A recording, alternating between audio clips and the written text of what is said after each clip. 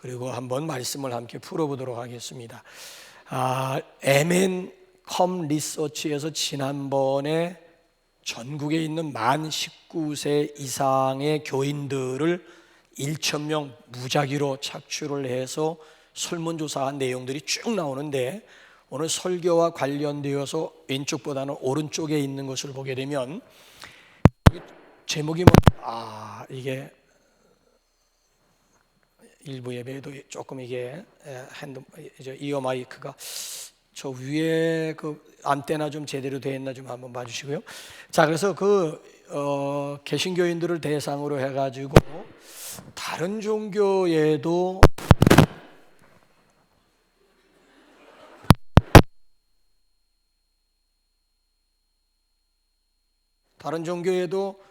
구원이 있다고 생각하십니까?에 대해서 개신교의 전체 교인 가운데 34%가 yes, 그렇다. 교회 출석자는 성수주일자들입니다. 그래 어쩌다 나오는 사람들 말고 매주마다 출석하는 교인들을 가운데 다른 종교에도 구원이 있다고 생각하느냐? 25%, 네 사람이 한 사람꼴로 yes. 가난한 신자는 저걸 교회에 두고 있지만은, 이거 핸드마이크를 좀 해주세요.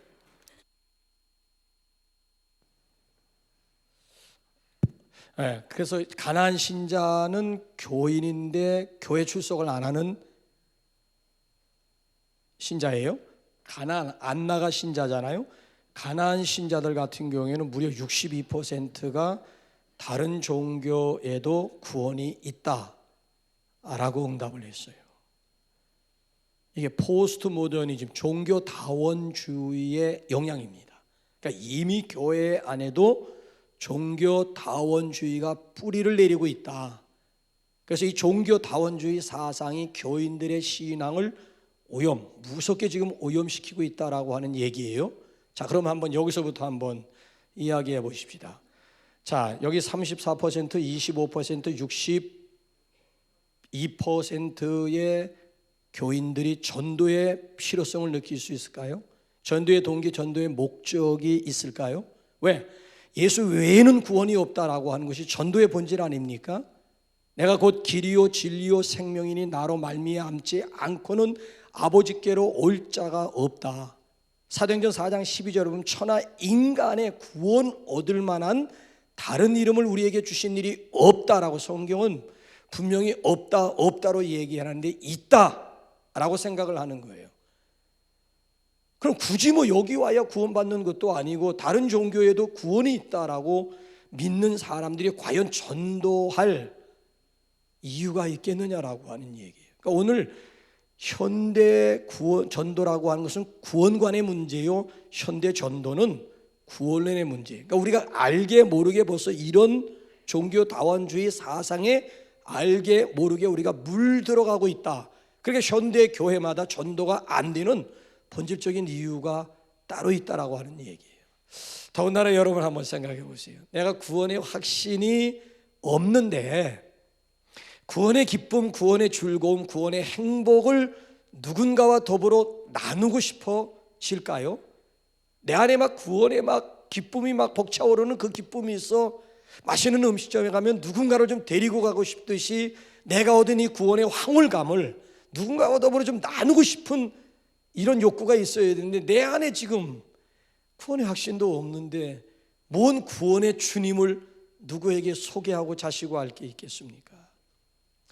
월트 리드 미 육군 병원의 아이젠하워 대통령이 입원하면서 임종의 시간을 맞이하고 있습니다. 그때 빌리 그레이엄 목사님이 그 아이젠하워가 입원 중에 있는 입원실을 방문을 했습니다. 그랬더니만 숨을 몰아쉬면서 마지막으로 빌리 그레이엄 목사님의 손을 잡고 부탁하는 내용이 뭔 줄 아십니까? 목사님, 어떻게 하나님을 만나야 될지 확신이 없습니다. 도와주세요. 마지막 저의 간청입니다. 여러분, 이 아이젠하워의 마지막 모습이 남의 모습이라고 생각하십니까? 만약에 오늘 밤이 저와 여러분들의 마지막 밤이라고 한다면 여러분들은 하나님을 만날 만한 자신, 하나님을 만날 만한 확신들을 가지고 있습니까? 구원의 확신이 있으십니까? 그래 이단들이 특별히 구원파 이단이 우리 기성교인들의 약점을 파고들고 있습니다. 구원파뿐만이 아니라 신천지 그리고 안상원 증인회 그리고 이 옆에 가면 하나님의 교회라고 하는 간판을 붙이고 있는 사람들이 기독교인들을 바보로 기성교인들을 졸로 생각하고 있습니다. 밖으로 나가지 말고 교회 안에 들어오면 된다는 거예요. 굳이 밖에 나가서 종교에 관심 없는 사람들을 붙잡고 막 포교하려고 애쓸 필요 없이 기성교회들로 침투해 들어가 보게 되면 이삭 죽기가 얼마나 죽기만 하면 된다는 거야. 자기들이 딱 보면 벌써 구원관이 확실한지 아니면 구원의 확신이 없는지는 여기 들어와서 한 달만 같이 믿음 생활하고 공동체 생활하다 보면 저 사람이 지금 구원이 있는지 없는지는 자기들 눈에 죽기만 하면 된다. 이삭을 죽기만 함. 그래서 저 사람들의 추수밭이라고 하는 것은 우리는 세상이 추수밭인데 저 사람들은 세상이 추수밭이 아니라 교회 안이 추수밭으로 생각하고 있는 거예요.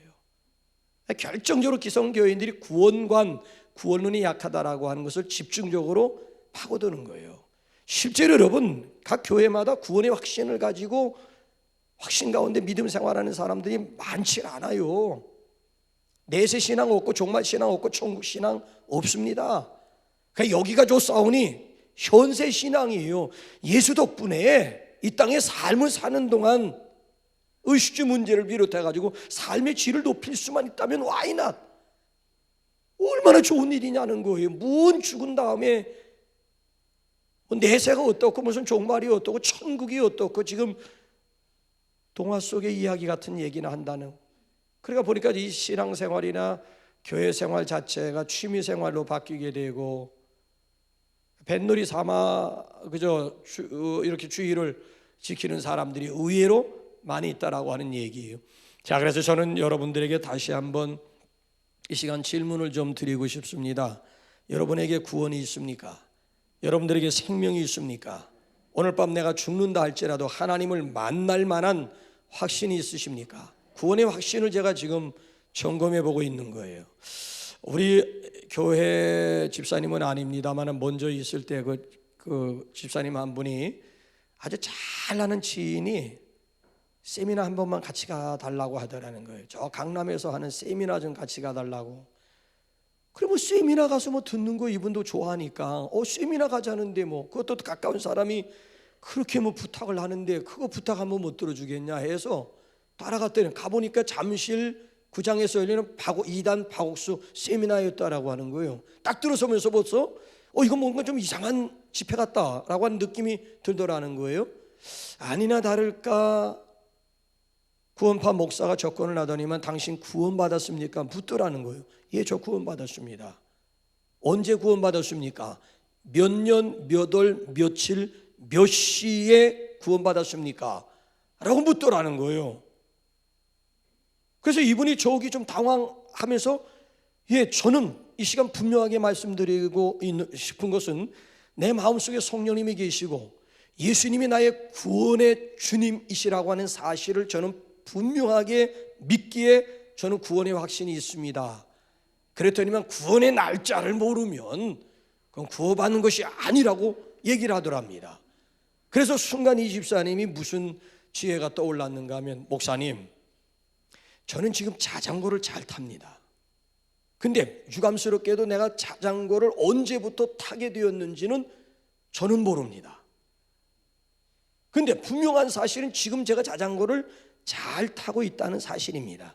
만약에 내가 자전거를 언제부터 타게 되었는지 정확한 그 때를 모른다고 해서 오늘 자전거 타는 것을 부인할 수가 있습니까? 라고 했더니만 거기서 막 핏대를 놀리면서 왜 그거를 자전거로 비유하느냐고 하면서 오히려 역정을 내면서 꼬리를 살짝 내리더라고 하는 얘기예요. 그 집사님은 굉장히 신앙관이 바로 되어 있는 분이에요. 이런 분들에게는 2단 아니라 3단이 교묘하게 접근을 한다 할지라도 얼마든지 1대1로 맞짱을 뜨고 오히려 전도할 수 있는 수준이 됩니다. 그런데 유감스러운 것은 현실적으로 그런 지식, 그런 확신을 가지고 있는 성도들이 많지 않다라고 하는 이야기죠. 여러분, 내가 구원받은 시간과 내가 구원받은 사실을 깨달은 시간과는 다를 수가 있습니다. 그렇죠? 분명히 내가 구원을 받았는데 내가 구원받았다라고 하는 사실을 깨달지 늦게 깨닫는 경우가 있어요. 일치하는 경우 대부분 보게 되면 내가 구원받은 시간과 구원받은 사실을 깨달은 시간이 달라요. 자, 요한일서를 기록한 목적 가운데 몇 가지가 있는데 그 중에 하나가 뭔가 하면 요한일서 5장 한번 13절로 한번 다 같이 한번 읽어보실까요? 시작. 내가 하나님의 아들의 이름을 믿는 너희에게 이것을 쓰는 것은 너희로 하여금 너희에게 영생이 있음을 알게 하려 함이라. 자, 우리 시대뿐만 아니라 사도 요한이 활동하던 시대에도 분명히 구원받았음에도 불구하고 당신이 구원받은 사실을 모르는 거야. 그래서 구원의 기쁨을 누리지를 못하고 구원의 특권을 누리지 못하고 아직까지도 율법에 매여 믿음 생활하는 안타까운 성도들을 보면서 사도 요한이 붓을 들어 편지, 너희에게 영생이 있어, 우리 안에 지금 구원이 있고 영생이 있음을 알게 하기 위해서, 깨닫도록 하기 위해서 요한 일서가 기록이 되었다라고 하는 거예요. 다시 한번 우리 한번 정리합시다. 구원과 구원의 확신은 서로 다릅니다. 자, 구원의 확신이라고 하는 것은 내가 구원받은 것을 주관적으로 확신하는 거예요. 주관적으로. 자, 구원의 확신이 있어야만 구원받는 것이라고 한다면, 자, 구원파에서 얘기한 대로 구원의 확신이 없으면 구원받은 것이 아니다. 구원의 확신이 있어야 내가 구원받은 것이라고 한다면은, 그럼 구원의 주체는 나에게 있는 거예요. 주관적인 확신이 있다면 구원의 주체가 내가 되는 거예요. 구원의 주체가 하나님임에도 불구하고 그 순간에 내가 구원받은 시간을 내 마음대로 조절할 수 있다라고 하는 얘기예요. 아니, 이것처럼 무서운 인본주의가 어디 있고, 이것처럼 무서운 하나님의 주권에 대한 도전이 어디에 있고, 이것처럼 무서운 이단이 세상에 어디에 있다라고 하는 그런 얘기가 됩니까? 그러니까 좌우지간 중요한 사실은 하나님의 은혜로만 구원받는다라고 하는 사실입니다. 그러니까 구원은 하나님이 주시는 일방적인 선물이라고 하는 거예요. 그래서 이 구원의 주체는 내가 아니라 하나님의 절대 주권, 하나님의 절대 권한임을 믿으시기 바랍니다. 오늘 본문이 바로 이 문제를 우리에게 대변해 주고 있는 대표적인 사건이 되겠습니다. 아마 예수님께서 공생의 활동, 아니 지상생활을 마감하시면서 돌아가시기 직전 막차를 탄 주인공이 본문에 소개가 되고 있는 거예요. 자, 우리가 함께 읽는 본문 말씀은 무슨 내용이던가요? 강도가 구원받았다라고 하는 내용이잖아요. 자, 지난주 시간에는 거지가 천국 갔다는 스토리고요, 지난주 시간에는 부자가 천국 갔다는 스토리고요, 오늘은 강도가 천국 갔다는 얘기입니다. 여러분, 강도가 어떻게 구원받고 천국 갈 수가 있지요? 아니, 얼마나 흉악범이었으면 웬만해서는 십자가 사형 내리지 않아요. 십자가 사형은 그 당시에 사형 방법 중에서 가장 잔인한, 가장 끔찍한 사형 방법이 십자가, 웬만한 짓에도 십자가형 때리지 않는다니까요. 근데 지금 십자가에 달렸다라고 하는 것은 극악무도한 죄인 중에 괴수였다라고 하는 얘기예요. 이런 강도가 평생 한 일은 강도질밖에 없는 거야. 강도질. 그로 인해서 결국 인생 종치게 된 거예요. 그런데 이런 강도가 어떻게 천국 갈 수가 있습니까? 이런 강도가. 그렇다면 우리도 다 천국 갈 수 있는 것 아니게, 강도가 천국 갔다면은 우리라고 천국 가지 못하라는 법이 있어요? 저 강도가 언제 어떻게 해서 천국에 간 줄 아십니까? 자, 오늘 한번 보십시다. 언제 구원받습니까? 자, 한번 43절 한번 볼까요? 시작. 예수께서 이르시되 내가 진실로 네게 이르노니 오늘 네가 나와 함께 낙원에 있으리라 하시니라. 자, 저기 진실로라고 하는 부사가 나올 때에는 주목하라는 거예요. 예수님이 아주 강조하시고자 하실 때는 그냥 내가 너희에게 이르노니 아니라 그 앞에 내가 진실로 너희에게 이르노니, 너무 중요하기 때문에 당구장 표시하라고 하는 얘기예요. 언제 내가 나와 함께 낙원에 있으리라고요? 오늘이야, 오늘. 구원받는 시간이 오늘.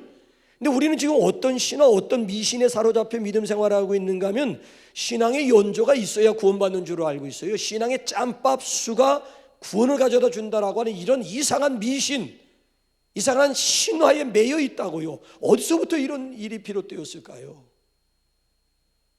아마 그 옛날 한국교회 학습제도, 세례제도가 아닌가 싶은 그런 생각도 해봐요.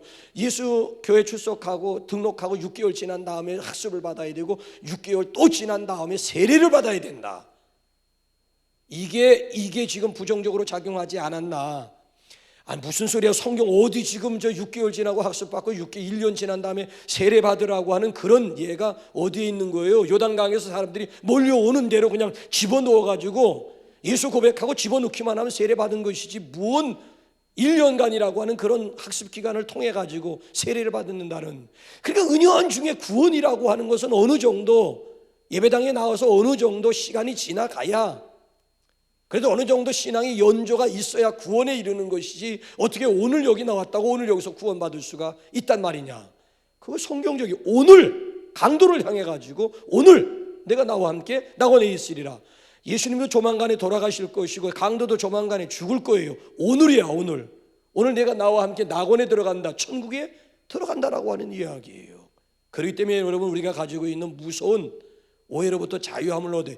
여러분 다른 성경을 보면 오늘도 너무 길어요. 오늘도 너무 막연한 거예요. 자, 고린도후서 6장 한번 2절 한번 다시 한번 보세요. 시작. 보라 지금은 은혜 받을 만한 때예요. 보라 지금은, 오늘이 아니야. 오늘 내가 나와 함께 낙원에 있으리라 아니라 지금 구원의 날이라고 하는 거예요. 여러분 그리스도인들에게 구원 문제에 있어서 내일이라고 하는 건 없어요. 오늘 구원의 확신이 없는 사람들이 내일 가게 되면 저절로 구원의 확신이 생길 것이라고요. 꿈 깨세요. 10년 20년 지나가도 여전히 마찬가지예요.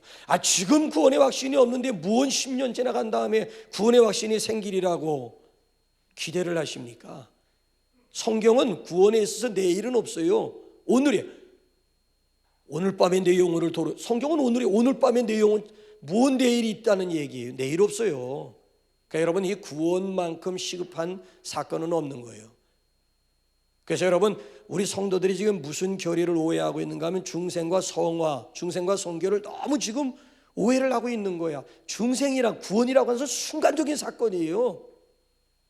그럼 구원 그 이후 천국 가기까지, 천국 입성까지 그 긴 기간을 성화의 기간, 성결의 기간, 성화의 기간이라고 얘기를 하거든요. 자 보세요. 영적인 출생, 중생이라고 하는 것은 순간적이라고요. 자, 어머니 뱃속에서 아이가 응하고 태어났다고 해서 바로 그 순간에 오줌똥 가리고 사람 굿이라던가요? 아니에요. 어머니 뱃속에서 태어난 아이가 오줌똥 못 가려요. 그냥 뭉개고 그게 된장인지 똥인지조차 구별하지 못하고 뭐든지 다 입으로. 그런 아이를 너 정말 태어난 거 맞아 이놈? 너 정말 출생한 거야? 너 정말 중생한 거야? 이렇게 다고칠 수 있는 거예요. 여러분 우리가 구원받았다고 해서 중생했다고 해서 갑자기 성자가 되고 갑자기 막 의로운 삶을 살고 이게 되는 거예요? 안 되는 거예요. 그렇다고 중생을 의심할 수는 없는 거예요. 중생은 순간적인 사건으로 구원받았음에도 불구하고 그 다음에 정말 그리스도인다운 그리스도인의 삶의 모습을 갖추는 데에는 무슨 엎치락 뒤치락 하면서 그런 과정을 통해 가지고 결국 그리스도를 닮은 그런 그리스도의 제자다운 제자로 만들어지기까지의 그 기간이라고 하는 것은 죽을 때까지 걸린다니까. 죽을 때까지. 철로 역정을 한번 읽어보시라고요. 이미 죽음에서 장망상을 떠났음에도 불구하고 그 과정이라고 하는 것은 얼마나 많은 시험과 유혹과 얼마나 치열한, 낙담하기도 하고 막 절망하기도 하고 막 이런 과정을 거쳐서 결국 천성문에 꼴이 나고 있는 기독교의 모습. 철로 역정은 성경 다음으로 중요한 소설이라고 하잖아요. 읽어보면 기가 막힌 거예요. 그래서 내일로 구원이라고 하는 것은 내일로 미룰 수 있는 문제는 절대 아니로구나라고 하는 것을 다시 한번 우리 한번 여기서 생각하게 돼요. 그럼 어떻게 강도가 구원받을 수가 있느냐고요. 자, 본문 말씀을 여러분 보면은 다시 한번 말씀드립니다. 자, 이 구원이라고 하는 것은 하나님의 절대적인 은혜요, 하나님의 절대적인 주권에 속한 문제예요. 구원과 행위를 여러분 전혀 행위가 구원에 전혀 영향력을 미치지 못합니다. 만약에 행위에 속한 문제라면 저 강도는 구원받아서는 안 되는 놈이에요. 만약에 행위가 구원에 영향을 미친다라면 강도는 열외 구원에서 제외되었어야 되는 것이 마땅해요. 그런데도 불구하고 강도만큼 확실하게 낙원 허락받고 천국에 간 사람이 없다니까요. 그러니까 우리의 생각과 하나님의 구원과 행위를 연결짓기 때문에 여러분들이 구원관이 근데 왜? 내 모습 내 꼬라지를 보니 이러고도 내가 구원받았다고 할 수 있나? 구원이 자꾸 의심이 되고 기본 기초가 흔들릴 수밖에 없는 거예요.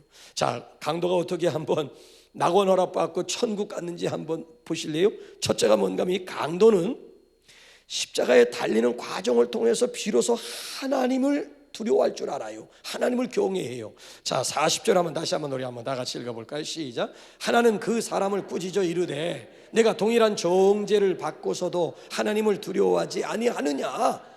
한쪽에서 자꾸 예수님을 비방하는 거예요. 그러니까 이쪽에 있는 강도가 지금 자기 동료를 향해서 꾸짖는 거야.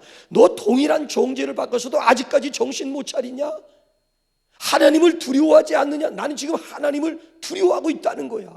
하나님을 경외하는 마음이 이 한쪽 강도에게 비로소 하나님을 두려워하는 마음, 하나님을 경외하는 마음이 생긴 거예요. 여러분, 고넬료 백부장이 그의 가정 전체가 구원받게 된 계기가 뭔지 아세요? 고넬료의 기도와 고넬료의 구제가 하나님 앞에 상달이 되어요. 그래서 하나님의 천사를 통해서 고넬료에게 하시는 말씀, 이 고넬료가 어떤 사람인지 한번 사도행전 10장 2절 한번 보세요. 시작. 그가 경건하여 온 집안과 더불어 하나님을 경외하며 백성을 많이 구제하고 항상 하나님께 기도. 그러니까 하나님을 경외하는 고넬료, 이게 그의 경건의 내용이에요. 고넬료 경건의 내용이라고 하는 것은 하나님을 경외하는 마음이 있었다는 거예요. 자, 오늘 이렇게 수도원에 많은 수도생들이 들어왔습니다. 자, 원장님이 특별히 어느 수도생 하나에게 애착심을 가지고 사랑을 퍼부었어요. 그랬더니 나머지 수도생들이 막 원망불평하면서 편애한다고 하면서 궁시렁거리기 시작합니다. 졸지에 수도원의 분위기가 이상해지는 거예요. 그래서 하루는 이 원장님이 수도생들을 불러 모아놓고 작은 새 한 마리씩 주면서 이거 가져가서 아무도 보이지 않는, 아무도 없는 곳에서 쥐도 새도 모르게 이 새를 잡아가지고 와라. 그래서 내보냈어요. 저녁 때가 되어가지고 많은 수도생들이 죽은 새들을 가지고 왔는데 딱 한 명만큼은 산 새를 가지고 그대로 온 거예요. 너는 왜 그대로 가져왔느냐 했더니만 하루 종일 아무도 없는 곳을 찾아다녔는데 아무도 없는 곳은 아무 곳에도 없었습니다. 어디 가든지 간에 거기에 하나님이 계셨습니다. 원장님이 비로소 입을 여신 거예요. 이것이 바로 내 저 수도생을 사랑하는 이유다. 그 이후로 노코멘트 했다고. 다른 수도생들이 일절 다른 말이 없었다고 합니다. 여러분, 아무도 없는 곳 그곳에서 하나님을 두려워할 줄 아는 이것이 진정한 신앙이요, 이것이 참 경건이라고 하는 거예요. 여러분, 경건의 척도라고 하는 것은 다른 사람들 가운데서 경건의 척도 찾지 마세요. 나 혼자 있을 때 주로 무슨 생각을 가장 많이 하는지, 나 혼자 있을 때 무슨 행동을 하는지, 그것이 현재 여러분들의 경건의 바로미터, 경건의 척도, 경건의 수준이에요. 사람들이 있는 가운데 경건한 척도를 하지 마세요. 얼마든지 쇼할 수 있어요. 경건하게 보일 수 있어요.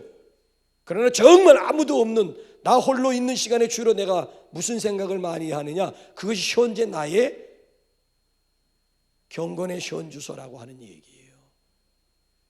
여기 지금 이 강도는 여러분 보세요.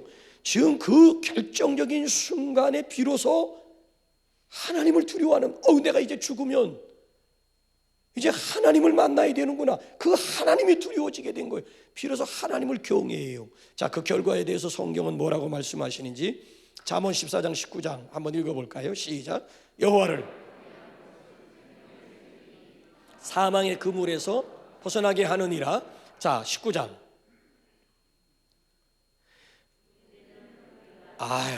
잠언 19장이 나와있는데 왜 오락가락 하시나. 시작. 여호와를 경외하는 것은 사람으로 생명에 이르게 하는 것이라. 경외하는 자는 족하게 지내고 재앙을 당하지. 더 노골적으로 말라기 3장 16절 더 노골적으로 한번 가보세요. 말라기 3장 16절 시작. 그때 여호와를 경외하는 자들이 피차에 말하며 여호와께서 그것을 분명히 들으시고 여호와를 경외하는 자와 그 이름을 존중히 여기는 자를 위하여 여호와 앞에 있는 생명책에 기록하였느니라. 자, 이제 여러분 강도가 어떻게 해서 구원을 받게 되었는지 이해가 되십니까? 자, 두 번째로 이 강도는 자신의 죄인됨을 인정합니다. 즉 회개했다라고 하는 얘기예요. 41절 한번 상반절 한번 우리 다 같이 한번 볼까요? 시작. 우리는 우리가 행한 일에 상당한 보응을 받는 것이니 이에 당연하거니와. 자신들은 입이 열이 있어도 할 말이 없다는 거예요. 십자가에 죽어도 싸다는 거야. 싸다는 거야. 십자가에 죽임 당하는 거. 왜? 지금까지 평생 강도질한 결과가 십자가 죽음이라고 하는 거, 이거는 당연하다는 거야. 당연. 예, 그렇게 자기 자신의 죄와 허물을 그대로 인정하고 있는 모습이에요. 여러분 지금도 감옥 속에 들어가 있는 사람들의 한결같은 그 불만이 뭔 줄 아십니까? 억울하다는 거예요. 지금 감옥에 들어가서 내가 정말 죄인입니다. 내가 잘못했어요. 내가 죽일 놈이지. 그래 감옥에 들어온 게 싸 이렇게 생각하는 사람이 없다는 거예요. 억울하다는 거야. 모함이라는 거야. 누명 썼다는 거야. 자신은 깃털이래. 몸통은 따로 있듯이 보라 하는 거야. 지금 몸통 지금 뽀자시 지금 활동하고 돌아다니고 있는데 내가 무엇 때문에 여기, 나는 깃털에 불과한 건데 억울하다는 거야. 한마디로 억울하다는 거야. 감옥 속에 들어가서 정말 참회하면서 자기 잘못을 뉘우치는 사람들이 많지 않더라고 하는 그런 얘기가 되는 거예요. 그런데 오늘 이 강도를 여러분 한번 보세요. 우린 내가 지금 십자가에 죽임당하는 거 당연, 자기 자신이 죄인임을 지금 인정하고 있는 거예요. 여러분 이게 진정한 회개의 시작이 되는 거예요. 그러니까 회개가 이루어지려고 하면 3요소 지정의가 있어야 된다고 하잖아요. 우선은 내가 죄인임을 깨달아야 돼. 내가 죄인임을 인정해야 돼. 그래서 회개가 시작이 돼. 죄를 인정하지 않고 죄를 깨달지 못하는데 무슨 회개가 이루어지겠어요? 그래서 회개의 첫 번째 요소는, 지적인 요소는 내가 죄인임을 깨닫고 내가 죄인임을 시인해야 되는 거예요. 두 번째는 지금까지 깨달았으면 내가 지은 죄가 얼마나 더럽고 무서운 죄였는가를 그러다 보니까 그 느껴지니까 막 눈물이 나오게 되고, 심한 분들은 막 통에 자복하는 막 눈물과 막 그냥 콧물이 막 범벅이 되어가지고 그냥 막 방석을 흠뻑 강하게 느낄수록 막 자기도 모르게 막 정적인 요소가 발동이 되어가지고 막 눈물 콧물까지 흘리면서, 그 다음에 마지막 중요한 것이 의지적인 요소, 그 죄로부터 돌이킴이, 그 죄로부터 떠남이, 이게 진정한 회개라고 하는 거예요. 이 강도는 뭐써? 우리가 당한 것에 대해서 할 말이 없다니, 나는 죄인이다라고 하는 것을 솔직하게 지금 시인하고, 그래서 비로소 지금 회개하고 있는 이 강도의 모습을 여기서 지금 발견하게 되고 있지 않습니까? 그래서 요한일서 1장 8절 여러분 한번 보실래요? 한번 요한일서 1장 8절 시작. 만일 우리가 죄가 없다고 말하면 스스로 속이고 또 진리가 우리 속에 있지, 스스로 속고 있는 분들이 얼마나 지금 많이 있는 거예요. 그래서 천국은 회개한 죄인들만 가는 곳인 줄로 믿습니다. 그래서 오늘도 깨닫는 은혜, 돌이키는 은혜가 저와 여러분들 가운데 함께 하시기를 주님의 이름으로 축복합니다. 자, 그런가 하면 이 강도는 또 그리스도의 의를 인정합니다. 사람들 앞에서 그리스도의 의를 인정합니다. 자, 우리 한번 41절 하반절 한번 보세요. 시작. 이 사람이 행한 것은 옳지 않은 것이 없느니라. 강도가 지금 예수님을 가리켜 하는, 이 사람이 행한 것은 옳지 않은 것이 없느니라. 나는 이 말씀을 읽을 때마다 너무 마음이 불편하고 너무 안타까운 거예요. 이 사람이 행한 것은 옳지 않은 것이 없는, 이건 강도가 해설되는 말이 아니고 예수님의 제자들이 적극적으로 변호해야 될 내용이라고요. 그렇지 않습니까? 아니 35절 그 앞에 내용을 보게 되면은 예수님이 저 십자가에 달리셨을 때에 많은 사람들이 비방합니다.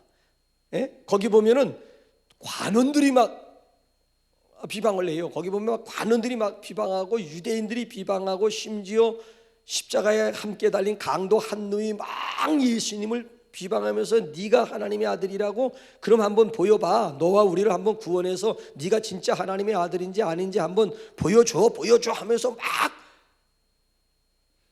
아니 이럴 때 제자들이 적극적으로 나서서 변명해 줘야 되고, 이 사람이 행한 것은 옳지 않음이 없느니라. 이건 누가 지금 대변해 줘야 되는가 하면 예수 3년씩이나 지금 제자 훈련 받았잖아. 3년씩이나 먹고 자고 하면서 그냥 이론적으로 현장으로 끌고 다니면서 예수님이 온전히 12명의 3년이라고 하는 시간을 온전히 여기다 지금 막 쏟아부어가지고 제자 훈련 시켰잖아요. 결정적인 순간에 자기 스승 하나 변호하지 못하고 자기 스승 하나 변명하지도 못하는 이것들이 무슨 예수님의 제자라고 할 수가 있습니까? 이때 나타나가지고 이분이 행한 것은 옳지 않은 일이 없습니다. 이거 지금 적극적으로 대변. 근데 어째서 강도가 지금 이 얘기를 하고 있느냐고요. 강도가 평생 강도질밖에 한 일이 없는 이 강도가 많은 조롱하는 많은 사람들 향해서 예수님을 적극적으로 지금 변호하고 변명하고 있는, 그러니까 예수님이 공생의 활동 가운데 행하신 모든 일과 사역은 다 옳은 일이라고 하는 거야. 나야 십자가 지는 거 이건 마땅한 일이지만 예수님의 십자가는 부당하다고 하는 거예요. 당신의 죄 때문이 아니라 많은 사람의 죄를 대속하기 위해서 의로운 지금 고난을 당하고 있다라고 하는 걸, 이걸 지금 강도가 대변해 주고 있는 그런 모습이에요. 그런 모습. 그래서 여러분, 예수님이 뭐라고 이 강도에 대해서 뭐라고 예언이라도 한 것처럼 말씀하셨는가 하면은 마태복음 한번 10장 32절 33절 한번 보십시오. 시작. 누구든지 사람 앞에서 나를 시인하면 나도 하늘에 계신 내 아버지 앞에서 그를 시인할 것이요, 누구든지 사람 앞에서 나를 부인하면 나도 하늘에 계신 내 아버지 앞에서 그를 부인하리라. 강도는 많은 사람 앞에서 예수님을 시인합니다. 그래서 결과적으로 보면 예수님도 결정적인 순간에 그 강도를 많은 사람들 앞에서 시인해 줍니다. 오늘 내가 나와 함께 낙원에 있을 것이다. 낙원 허락받았다고요. 할렐루야. 굉장히 중요한 거예요. 자, 마지막으로 어떻게 강도가 천국에 갈 수 있었느냐고요. 오로지 하나님의 긍휼만을 구해요. 자, 우리 한번 42절 우리 한번 다 같이 한번 읽어보실까요? 시작. 이르되 예수여 당신의 나라에 임하실 때에 나를, 그러니까 마지막 십자가상에서 주님을 향해서 나를 긍휼히 여겨달라고, 나를 불쌍히 여겨달라고, 당신의 나라에 임하실 때 나 좀 기억해달라고. 어디 강도가 자기 의의를 지금 주장하고 자기 의의를 내세우고 있습니까? 강도가 내세울 의의가 뭐가 있어요? 아무것도 없어요. nothing. 오로지 이 시간에 그리스도의 의, 하나님의 의의를 구하고 있는 거예요. 뭔 내공론 내 행위를 지금 내세우고 있습니다. 행위 내세울 게 뭐 있어요, 강도놈이? 그러니까 오로지 전적으로 하나님의 의, 그리스도의 의, 당신이 나를 기억하고 당신이 나를 불쌍히 여겨달라고 하는 이 외마디. 그랬더니만 예수님께서 그 말씀을 들으시고 주신 말씀이 뭐예요? 43절 마지막 절 한번 보세요. 시작. 예수께서 이르시되 내가 진실로 내게 이르노니 오늘 내가 나와 함께 낙원에 있으니라.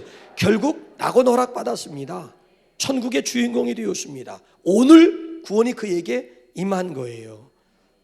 어디 여러분 강도가 구원의 확신 가지고 천국 갔다는 이런 구원파들의 엉뚱한 소리나, 뭔 강도가 구원 확신 가지고 천국 가요? 뭔 구원의 확신이 저 강도에 오로지 이 시간에 구하는 것이 주의 긍휼만을 구하고 있는데 뭔 구원의 확신을 가지고 천국에 갔다라고 하는 엉뚱한 소리를 합니까? 오직 하나님의 은혜로 얻은 구원임을 믿으시기 바랍니다. 그래서 오늘 여기 본문 말씀을 보게 되면 강도에게 구원의 키가 있는 것이 아니라 구원의 키는 예수님에게 있는 거예요. 그저 우리는 예수님이 이루어 놓으신 십자가의, 그렇잖아요, 이 사건을, 그냥 대속의 진리, 대속의 사건을 그대로 우리가 받아들이기만 하면 되는 거예요. 맞습니다. 예수님이 나를 위해 죽으셨습니다. 나를 위해서 위대한 구원의 역사를 이루셨습니다. 그냥 그대로 예수님이 하셨던 일을 그대로 우리가 수용하기만 하면 돼. 그대로 받아들이기, 이걸 영접이라고 얘기를 하잖아요.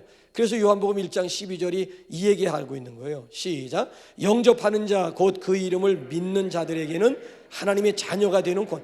천국의 자녀가 되고 하나님의 자녀 되는 것은 그냥 예수님이 십자가상에서 테텔레스타이 다 이루어 놓으신 일에 대해서 그대로 인정하기만, 그대로 받아들이기만 하면 되는 거예요. 토탈 억셉턴스가 이게 믿음의 본질 아니겠어요? 아니, 하나님께서 하나밖에 없는 독생자 예수님을 왜 굳이 세상에 보내셨다고요? 단 하나예요. 요한복음 한번 3장 16절 한번 보십시오. 시작. 하나님이 세상을 이처럼 사랑하사 독생자를 주셨으니 이는 그를 믿는 자마다 멸망하지 않고 영생을 얻게 하라. 그래, 예수를 믿는 자, 예수님을 영접하고 예수님을 인정하는 자들에게 영생을 선물로 주시기 위해서 예수님을 세상에 보내셨다라고 하는 이야기예요. 여기까지 제가 여러분들에게 말씀을 드렸는데 아직까지도 여러분 구원의 확신이 없어요? 그럼 여러분들은 미안합니다. 율법주의 신앙인들이에요. 구원을 자꾸 여러분들의 행위와 지금 연결시키고 있기 때문에 확신이 없는 거예요.